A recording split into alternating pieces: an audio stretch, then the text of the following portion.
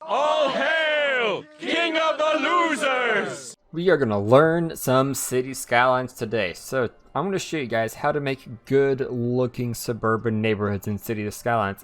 As you can see on the screen, I have a whole bunch of them, and I think they actually look pretty good. They don't look weird. Often times you'll see YouTubers or streamers, and they'll just kind of like lay roads out, however, all willy-nilly. And while that's more accurate than just a plain grid, it also is hideous. Now, there's a way to kind of combine the two. A grid is orderly, and orderly things are naturally more pleasing to the human eye, of course. And so, when I set out to make a neighborhood, I think first thing I do is I use my imagination. You have to use yours too, right? So look at this neighborhood, for example.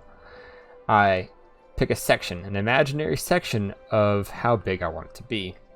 You don't want it so ridiculously big that you have to have your own school system within it. Then it gets just unreasonably big and traffic gets really bad. You want to keep them around this size. Just use your mind. You can see how big this neighborhood is. This is about the right size for a neighborhood. You can go bigger, you can go smaller.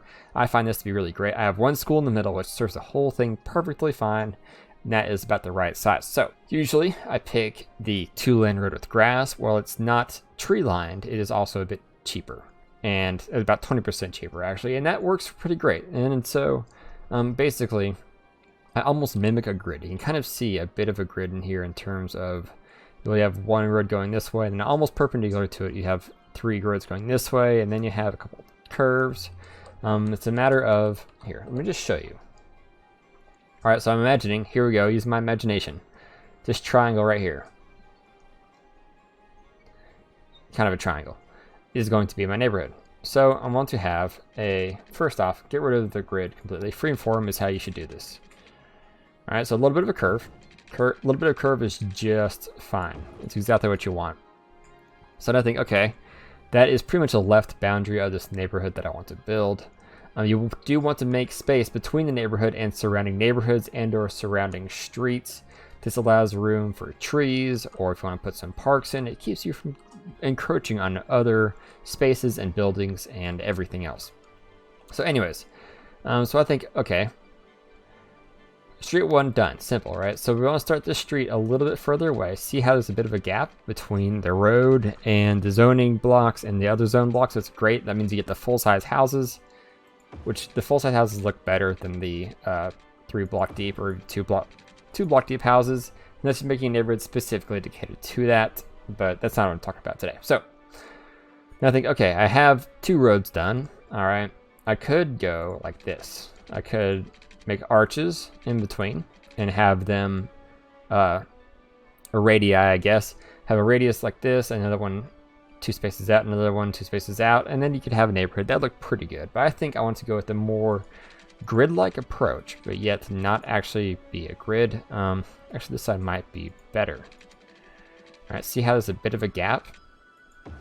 And then I'm going to turn it in like this.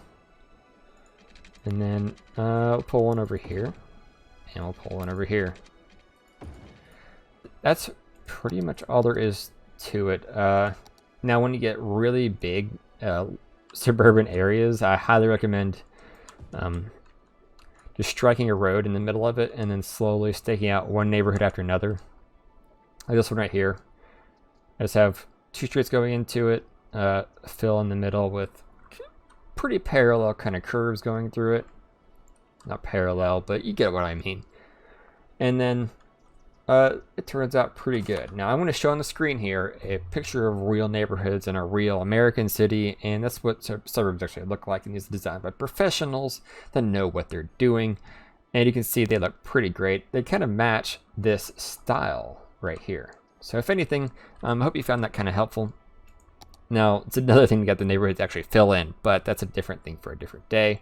I hope you enjoyed this tutorial. Thank you for watching. I'll see you next time.